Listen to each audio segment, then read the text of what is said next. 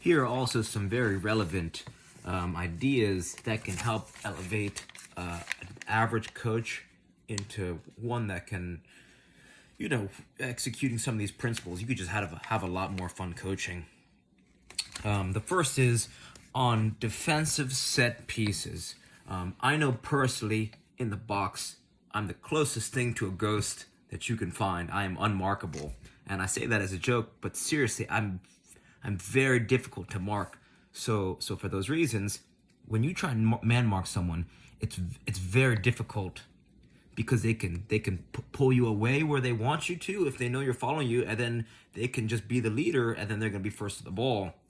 So for those reasons, if you kind of set up this, I call it almost like a castle defense, right? You have the goalkeeper, which is the circle, and then you have two people standing right next to him. Then you kind of stack a lot of your players right in front, and then more players right in front of there.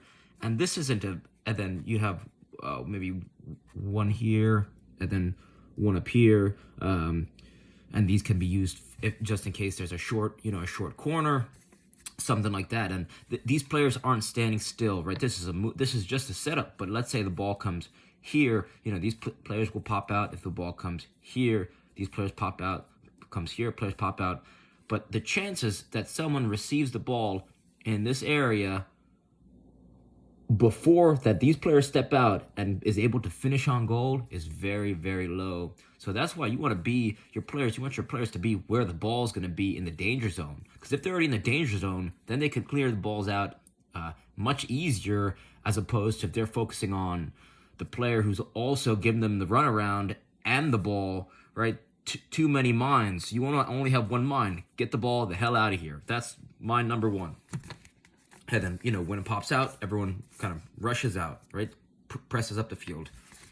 Attacking wise, you can line all your players up on the 6, right? Players line up on the 6, and then right before the corner's played, either from here, here, and then maybe one player, two defending players, and then maybe one up here, and the rest players are on the 6, because let's say someone's about to cross the ball in, these players make a sharp run right to all the players shift over, sharp run to the penalty spot, and then they crash the goal. So now you have seven attackers, and then seven defenders. That's close to 14 players crashing the goal right where the goalkeeper is supposed to be. So one, it makes it hard for the goalkeeper to move and operate. And it's also very intimidating when you've got 14 people sprinting at you, right? So this is a very hard corner to defend because you could do it over and over again and score multiple times.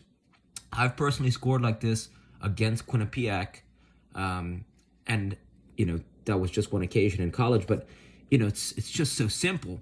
So you don't need to be a high-level coach to be able to talk about this corner kick, and you could run this over and over and over. And you could also create some type of signifier where you do this 3 times in a row. The 4th time they're going to be expecting it, and then maybe you do a short corner or something like that, or you could change it in some way if you really want to get crazy. So that's just defending corners and then attacking corners. And then here are some more principles. You want to create continuity with your subs, right? Like I've seen a coach sub a player out, and then on the next throw and sub that same player back in, and I just could not wrap my mind around it. So what Doug did very well is he would take, let's say you have 6 or 8 players on the bench, right? So what Doug would do, he would take both forwards and both wingers out, and so both forwards and both wingers would come out halfway through the first half, and the players that came on, he would leave them on halfway through the second half, and then at that halfway mark of the second half, he would replace them with the original starters. So the players that came out in the beginning, they always knew that they'd be coming back in the second half. The players who came in the first half, right, halfway through the first half, knew that they would start the second half. So when you had this, he would do the same. It was the same pattern every time. When players know this pattern, it creates this consistency. Sometimes a coach will say, three players warm up, and then maybe only one will he'll tell only one to go in. This kind of becomes the coach who cries wolf. If you get called to warm up and you don't get put in, maybe you don't warm up with such enthusiasm as the next time. Which leads me to my next point. Keep subs warmed up perpetually. Do you want your subs to be aware of what's going on in the game, or do you want them to be ready to go at the drop of a hat if Tommy or Bobby gets injured or whatever? They're actually getting worse because everyone else who's playing, they're taxing their endurance, stamina. They're getting touches on the ball. They're doing sprints and stuff like that. So for all those reasons, your players on the bench are actually getting worse as the game progresses because they're not getting touches on ball or physical activity. So for those reasons, if you're a thoughtful coach, you could have everyone partner up, start getting touches on the ball, right? In 45 minutes, 45 minutes halves, you could get 3,000 touches each half effortlessly. Two players going back and forth, twos, right? Thigh, foot, just nice and easy.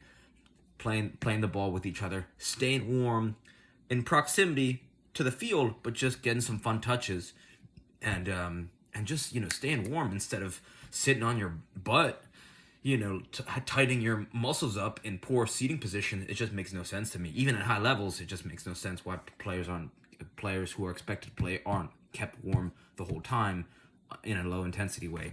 But that's neither here nor there. Doug would also use a simple agility drill right before warm up, right? So he would do a 3-cone slalom, right? Let's say this is where one bench is right there. Right in the start of the game, you're kind of very aware of what the other team's doing. So right before the line would come out, he would set up a 3-cone slalom, 2 3-cone slaloms side by side, right? So right by the other team's bench, so the whole team would see what we were doing. So he would stand where the circle is, and now we would have 2 lines side by side, slaloming, 3-cone slalom, a 5-yard sprint, and then Doug would be here high-fiving everyone running through the slalom. So he'd be going, yes, Bobby, yes, Ricky, yes, Tommy, yes, Billy, yes, Brad, yes, Michael, and then he would get this almost like this energy flowing, and the whole other bench is like, man, I want to be doing what they're doing. So it was like almost like an intimidation slash, it distracted them because now they're looking at our dope warm-up and their coach is like, fuck, that warm-up's nice. Like, so this is something that any coach could execute. You just need 6 cones, little slalom, 5-yard sprint, high five the coach, and just boosting everyone up. What do we have here? Oh, at halftime, in the winter, this sounds simple to say, but you'd be surprised. At halftime in the winter, you want to find warmth. And then in the summer, you want to find shade. Simple as that, right? You don't need no explanation about that. Just take care of your players. Oh, and then for penalty kicks, you want your best kickers to go first. And the reason why is if a team scores their first 5 and you've already missed one, then your best kicker might not have the chance to go. So you want to stagger your most confident, most dangerous players in the beginning. Some coaches think that it's best to put your best kicker last. I disagree with that, and someone could prove me wrong, but I think that you want to put your most confident, best shooters first, so they'll get the opportunities to shoot. If you miss 3 PKs in a row and the other team maybe scores 4, then the game's over. You won't even have your best 2 kickers to shoot at the end. So you want to make sure that your best shooters get the most opportunity to shoot, or at least an opportunity at all. And the last thing that actually just came to mind is if you're taking a free kick on a field, and there's a slant with the field, so the goal is like this, right? You want to put the ball where it's harder for the goalkeeper to reach. So if the goalkeeper has to run uphill just to save a shot up here, that's a good place to put it, right? So if the goal, so the principle is if the goal is on a slant and the goalkeeper has to run uphill in either direction, you want to put it at the top of the hill for the goalkeeper because it's going to make it that much more difficult for the goalkeeper to save the free kick whenever it's taken. So hopefully some of these ideas help. Reach out with any questions. All right, thank you.